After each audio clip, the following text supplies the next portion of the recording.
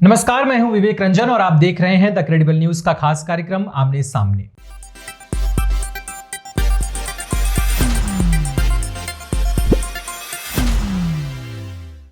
आजम खान के बेटे अब्दुल्ला आजम को 7 साल की सजा सुना दी गई है। काफी दिनों से ये मामला चल रहा है। चलिए इसी पर आज बात करते हैं और हमारे साथ हैं अशोक कुमार पांडे सर। काफी समय से एमपी एमएलए कोर्ट में ये मामला चल रहा था, दो पासपोर्ट को लेकर के, और कहा जा रहा है कि फर्जी जन्मतिथि उसमें लगाई गई है। अब इस पूरे मामले को किस हिसाब से देख रहे हैं? देखो, आजम खान के खिलाफ एक पूरा माहौल बनाया गया और आजम खान को और उनके बेटे को, दरअसल उनके परिवार को फंसाए रखने के लिए, रामपुर की राजनीति से उनको बाहर करने के लिए हर तरह के खेल किए जा रहे हैं। हमने देखा कि उनको अभी जमानत मिली थी, बाहर आए, महीने भर के अंदर फिर से अंदर डाल दिया गया। और ये जो केस है 2 पासपोर्ट और 2 पैन कार्ड वाला, इसको लेकर आजम खान के जो वकील हैं वो बहुत सारी दलीलें दे चुके हैं। 2 जहां तक पैन कार्ड का मामला है, हमको मालूम है, अभी बीच में खबर आई थी जी। स्मृति ईरानी जी के पास भी 2 पैन कार्ड थे, लेकिन उनके खिलाफ किसी एमपी एमएलए कोर्ट में कभी कोई केस नहीं हुआ। 2 जन्मतिथि का मामला है। जनरल साहब थे जो भारतीय जनता पार्टी में शामिल हुए थे, यहीं गाजियाबाद से चुनाव जीते थे, वीके सिंह साहब जी, उनकी 2 जन्मतिथि का मामला साफ साफ सामने आया था जी। यहां तक कि नरेंद्र मोदी जी की भी 2 जन्मतिथि का मामला सामने आ चुका है। अगर ये देखा जाएगा, बहुत सारे नेता ऐसे हैं जिनके 2 जन्मतिथि का मामला सामने आ जाएगा। लेकिन क्या मामला है मुझे नहीं पता। मुझे ये नहीं पता कि इसमें न्याय सही हुआ है या गलत हुआ है। अब ये हाईकोर्ट जाएंगे, हाईकोर्ट में सारी दलीलें रखी जाएंगी, उसके बाद पता चलेगा। क्योंकि आजम खान साहब स्कूल की मार्कशीट से लेके सारा कुछ लगवा चुके हैं, उसको कोर्ट सबूत की तरह स्वीकार करने को ही तैयार नहीं है।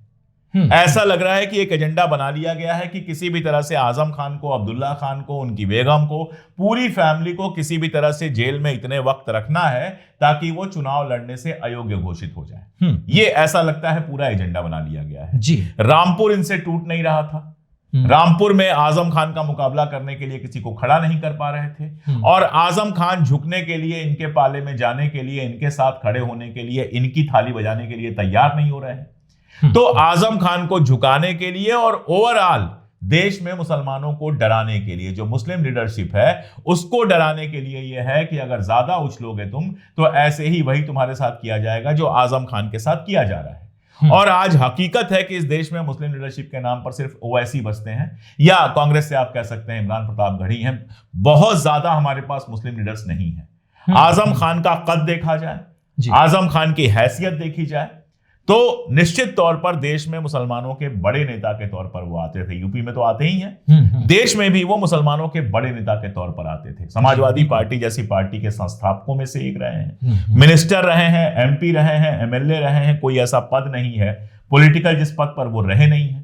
उनका अपना एक रसूख है, उनकी आवाज पर हजारों लोग खड़े हो जाते हैं। तो वैसे आदमी को अगर तोड़ दिया जाए, वैसे आदमी को पूरी तरह से खत्म कर दिया जाए, बर्बाद कर दिया जाए, तबाह कर दिया जाए, तो जाहिर तौर पर जो बाकी मुस्लिम लीडरशिप है वो थोड़ा सा डरेगी कि यार इससे आगे ना बढ़ो।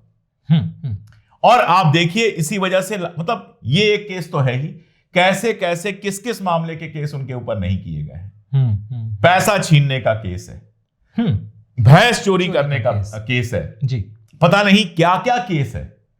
तो बहुत साफ है। जजमेंट पर तो मैं क्या कहूं, मैं पूरा केस तो पढ़ के बैठा नहीं हूं और कोई नहीं पढ़ सकता है, तो जजमेंट पर तो कुछ कहना बेकार है।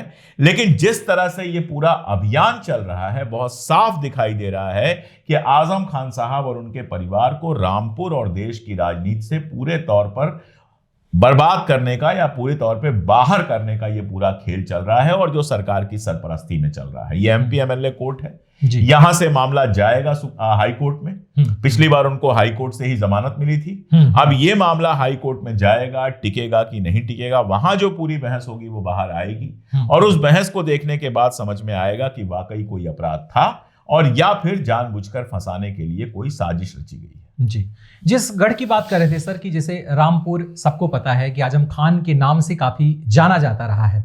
अब जो आकाश सक्सेना नाम के जो विधायक हैं भाजपा के, इनके लिए भी एक खबर ऐसी छपी कि रामपुर का वो गढ़, आजम का गढ़ उन्होंने तोड़ा, और इन्हीं को बिहार विधानसभा चुनाव में भी बाकायदा भेजा गया वहां का चुनाव सफल कराने के लिए। तो मतलब क्या ये साफ होता है? देखिए, गढ़ तोड़ना तब होता है जब सीधे डेमोक्रेटिक लड़ाई लड़के चुनाव जीतते। जी जी। गढ़ तोड़ना ये होता है कि आपका, चाहे आप स्मृति ईरानी से राजी हो या नहीं हो, लेकिन उन्होंने अमेठी का गढ़ तोड़ा था। जी। राहुल गांधी के खिलाफ चुनाव लड़ा था, प्रचार किया था और राहुल गांधी उस चुनाव में हारे थे। अब उस गढ़ को मेंटेन नहीं कर पाई, अगली बार ही चुनाव हार गई। वो उनका अहंकार और जो कुछ है उस पर बात करने के लिए ये वाला प्रोग्राम नहीं है, कभी और बात की जाएगी जी। लेकिन गढ़ तोड़ना ये होता है जब आप डेमोक्रेटिक तरीके से जाते। आजम खान साहब भी आजाद होते, अब्दुल्ला साहब भी आजाद होते, चुनाव लड़ा जाता, आप अपनी बात करते, आजम खान अपनी बात करते, प्रचार होता, ईमानदारी से चुनाव होता, सबको वोट देने दिया जाता, वोटर लिस्ट के साथ खेल नहीं होता। और उसके बाद अगर चुनाव में आप आजम खान से 100 वोट ज्यादा लाकर चुनाव जीत जाते, तब तो माना जाता ये गढ़ तोड़ा है आपने। यहां तो पुलिस भी इन्वॉल्व है, यहां जुडिशरी इन्वॉल्व है, चीफ मिनिस्टर इन्वॉल्व है, पूरा प्रशासन इन्वॉल्व है, सारे लोग एक आदमी के खिलाफ घेराबंदी बनाते हैं। उसके बाद वोटर लिस्ट में तमाशा होता है, लीगल वोटर्स को वोट नहीं करने दिया जाता है और ऐसे किसी तरह आप चुनाव जीत जाते हैं और आप कहते हैं आपने गढ़ तोड़ दिया। तो अगर गढ़ तोड़ा है आपने तो ये डेमोक्रेटिक तरीके से नहीं तोड़ा है, ये सरकारी गुंडई से तोड़ा है, इसको गढ़ तोड़ना नहीं कहा जाता है। मीडिया की यही खबर रही है, तो सर क्या यह मान लिया जाए कि मीडिया तो वही कहेगी जो सरकार चाहेगी। मीडिया तो देखिए, जब ट्रंप की पूजा कर रहे थे मोदी जी तो ट्रंप भगवान था, उसकी आरती उतर रही थी। अब पुतिन के करीब आ रहे हैं तो पुतिन का इंटरव्यू लेने के लिए चला जा रहा है मीडिया रशिया, और वहां ऐसा बेवकूफाना व्यवहार कर रहा है, ऐसी ऐसी बातें कर रहा है कि ऐसा लगता है कि इस मीडिया को भक्ति के अलावा कुछ आता ही नहीं है। तो गोदी मीडिया तो भाई, अगर योगी जी सुबह उठ के कहेंगे कि अच्छा रात हो गई है, ये सूरज नहीं चांद है, तो गोदी मीडिया ब्रेकिंग न्यूज चला देगा कि आज सुबह चांद उगा। गोदी मीडिया तो वो है कि बस जो वहां से आदेश आए, जोशी जी का जो मैसेज आ जाए, वहां से जो आदेश आए या जहां से थैली आ जाए, सिर्फ और सिर्फ उसकी खबर करेगा जी।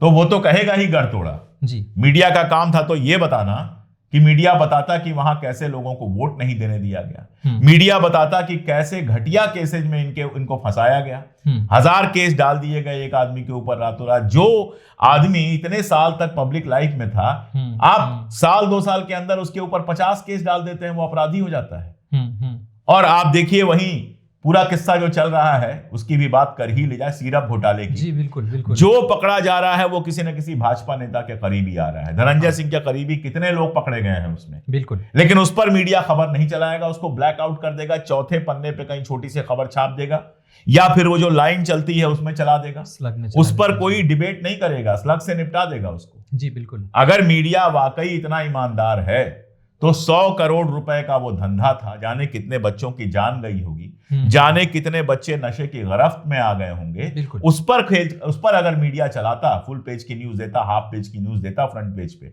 उस पर अगर डिबेट कराता, तब तो मैं मीडिया की बात सुनता, वरना गोदी मीडिया की बात कोई क्यों सुने।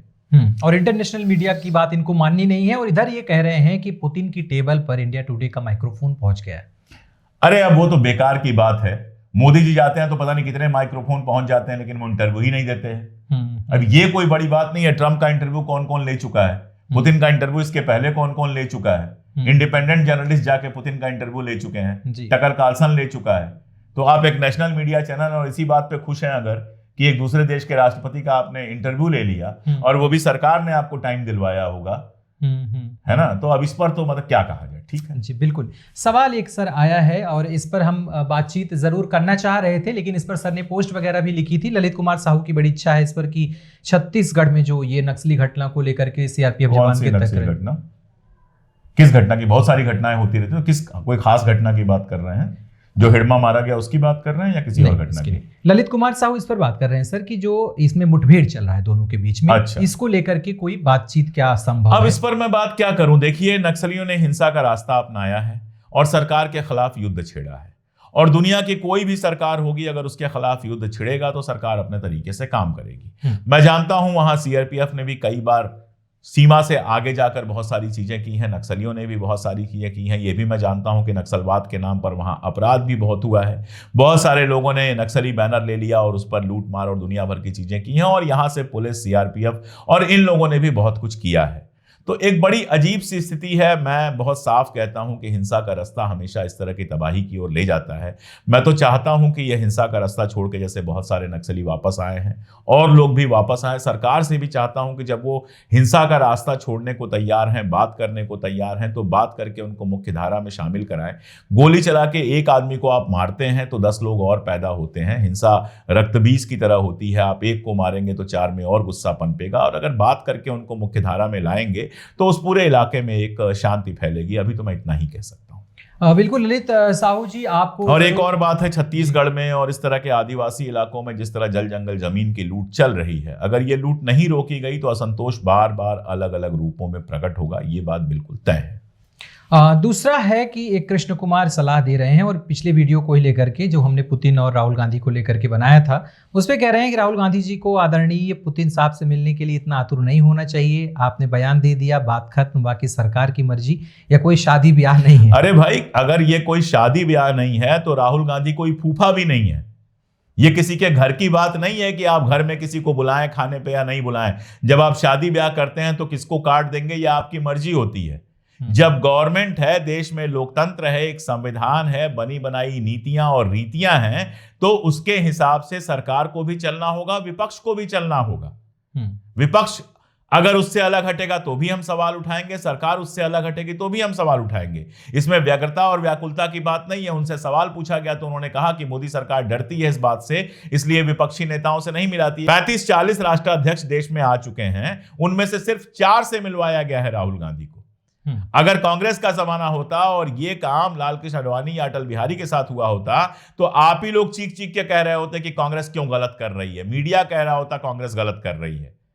अब जब यहां गड़बड़ हो रही है तो आप चाहते हैं हम भी ना कहें? हम तो कहेंगे भाई, बाकी गोदी मीडिया तो वही कहेगा जो आप चाहते हैं।